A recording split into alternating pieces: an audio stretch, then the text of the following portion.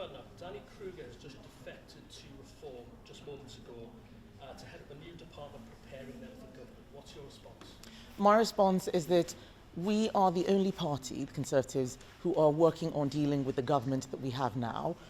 We want them to live within our means. The economy is in free fall, they don't know what to do, and the Prime Minister is facing a political crisis.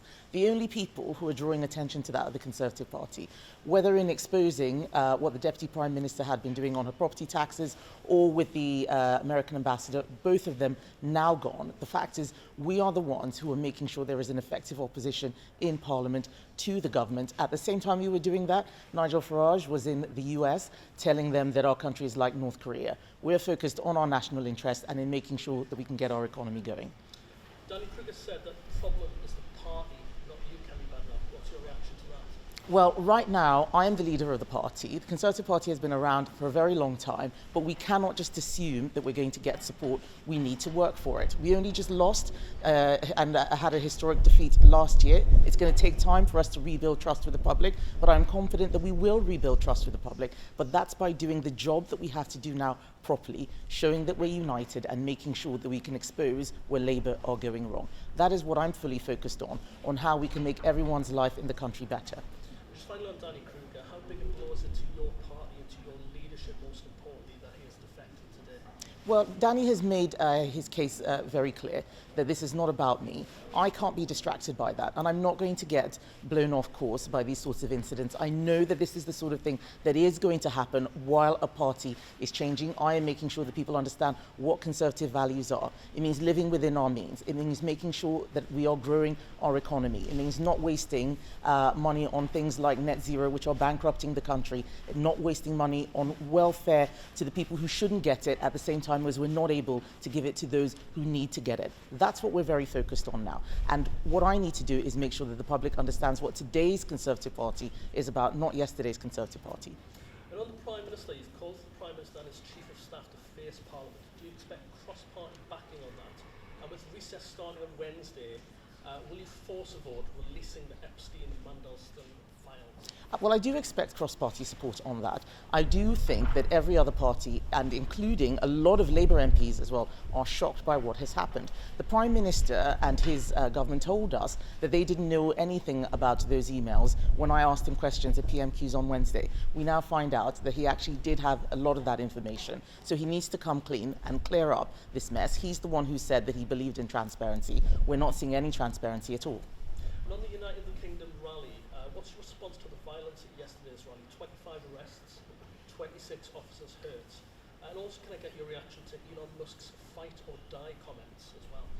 I'm particularly concerned about the safety of our police officers. They do a really, really difficult job, and right now they are, permanently policing what feels like an endless series of protests. We need to de-escalate. That means not having any conversations about promoting violence or meeting violence with violence. We saw what happened in the US with Charlie Kirk, an abhorrent murder for somebody who was expressing his views. We need to make sure that people are able to express their views in this country freely without people talking about violence. That's something that we're completely against. And just finally, Kemi Badenoch, you're in Hampshire today. What's your message to the Prime Minister on the issue of tax pressures facing family farms? People are suffering under Labour's tax burden, no more than farms. The family farms tax is cruel and immoral, and it is also economically illiterate. It's going to be bad not just for farmers, but also for the economy, and that is why we are going to reverse the family farms tax. And if Labour had any sense, they would do so now. Thank you.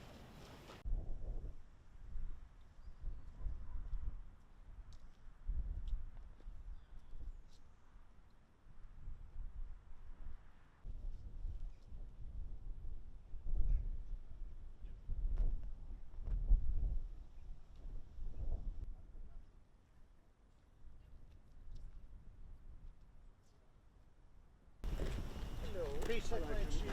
Thank you for coming to our farm. This is my son Harry. Hi Harry. And my Nice to daughter. meet you. Hello. Lucy. The people that make Lurpak, Cravendale, all these great brands. And I'm a great believer in the co-op. I mean, Arla are a fantastic company. They're paying a very good milk price. Keep the tempo on what we want to see happen with the family farms tax, and just talk about a lot of the burdens that farmers have to deal with on a day-to-day basis. And every sort of other week, I try and go to a different farm in a different part of the country. Sometimes it's an arable farm, sometimes it's a dairy farm like yours. But if we don't keep campaigning, it is will forget. Conservative policy in the event of being re-elected that this would be. Yes, we will reverse this. The whole process, they're just so detached from it, and the fact they're not even entertaining talking about this aspect, it doesn't leave anything else going beyond this to be something that can be brought to a table. It seems like they've boxed themselves into a corner. They don't want to look like they're U-turning, but it's quite obvious that they've made a mistake, even from some of the things that their farming ministers were saying. Although they've now sacked, I think Daniel's like, they've got a new person in to be Secretary of State. These lot are reporters in it as well.